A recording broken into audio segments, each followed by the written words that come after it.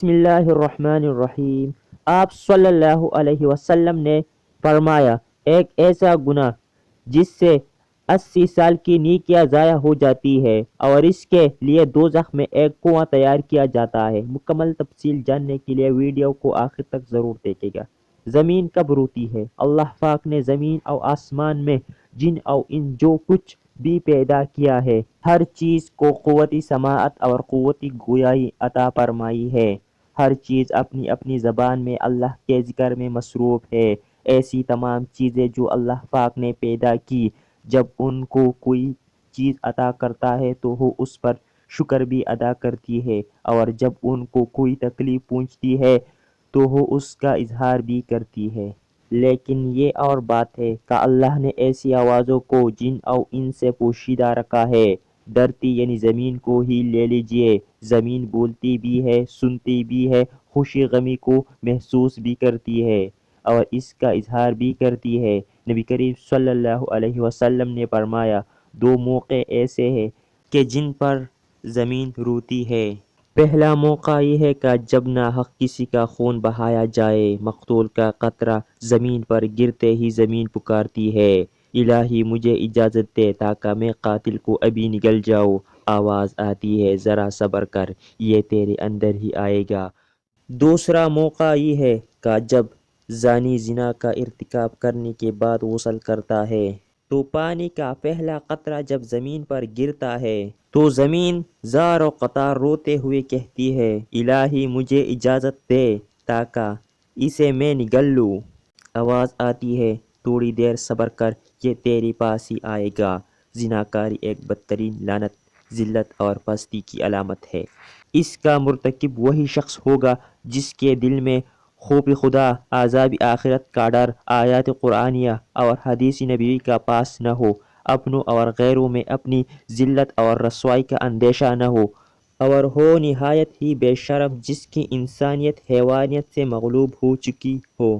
قرآن کریم نے زنا تو کیا، اس کی قریب جانے سے بھی منع فرمایا۔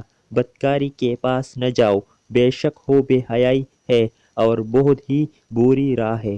یعنی زنا خود بھی قبیح اور دوسری مقاصد کے اعتبار سے قبیح تر ہے اور ہزار بار لائق مذمت ہے۔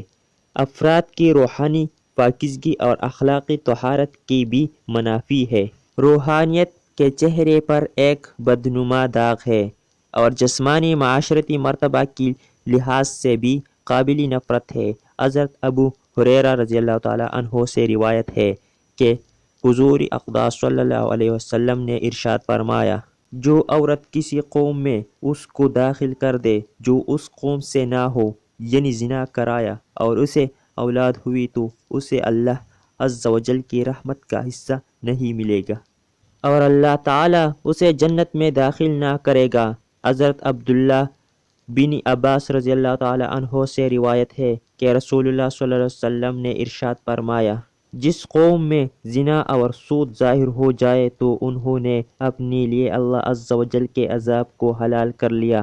حضرت عمر بن عاص رضی اللہ تعالیٰ عنہ سے روایت ہے کہ نبی کریم صلی اللہ علیہ وسلم نے ارشاد فرمایا، جس قوم میں زنا ظاہر ہوگا حقات میں گرفتار ہوگی، اور جس قوم میں رشوت کا ظہور ہوگا وہ روم میں گرفتار ہوگی۔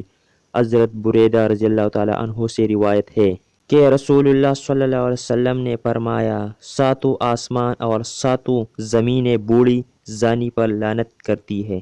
نبی کریم صلی اللہ علیہ وسلم نے فرمایا، زنا سے چھ باتیں ظہور پذیر ہوتی ہے، تین دنیا میں، تین آخرت میں۔ دنیا میں زانی کا چہرہ سیاہ ہو جائے گا، اسی لیے اس کے رزق میں تنگی آئے گی اور عمر سے برکت نکل جائے گی۔ آخرت میں اللہ تعالیٰ کی ناراضگی میں گرفتار ہوگا، حساب میں سختی دیکھے گا، عرصہ دراز تک دوزخ میں رہے گا، بشرطی کہ یہ ایماندار ہو، ورنہ ہمیشہ ہمیشہ اس کا ٹھکانہ دوزخ ہوگا۔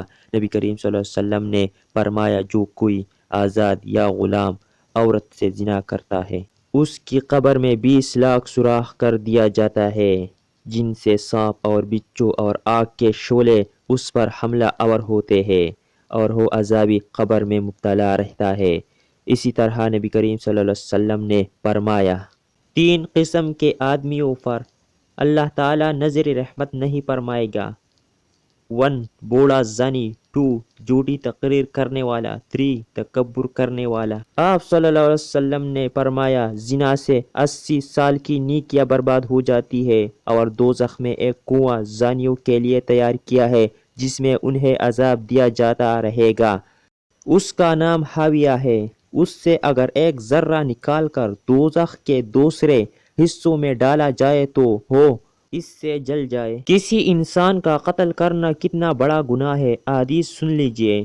حضرت ابو سعید خدری اور حضرت ابو ہریرہ رضی اللہ تعالیٰ عنہ سے روایت ہے کہ حضور نبی کریم صلی اللہ علیہ وسلم نے مومن کے قاتل کی سزا جہنم بیان کرتے ہوئے ارشاد فرمایا، اگر تمام آسمانوں اور زمین والے کسی ایک مومن کے قتل میں شریک ہو جائے تب بھی یقیناً اللہ تعالیٰ ان سب کو جہنم میں جھونک دے گا۔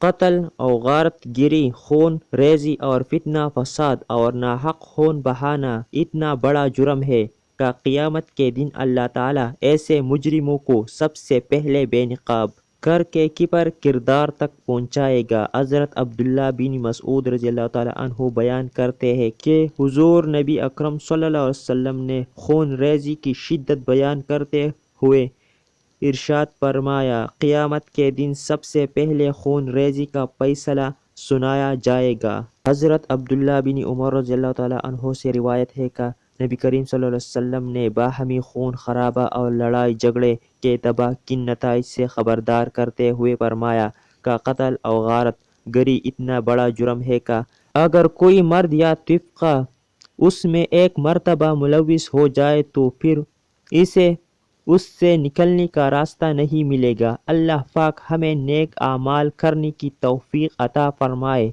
اور ہمارا خاتم الایمان پر فرمائے، آمین۔ کمنٹس باکس میں ایک بار آمین ضرور ٹائپ کریں۔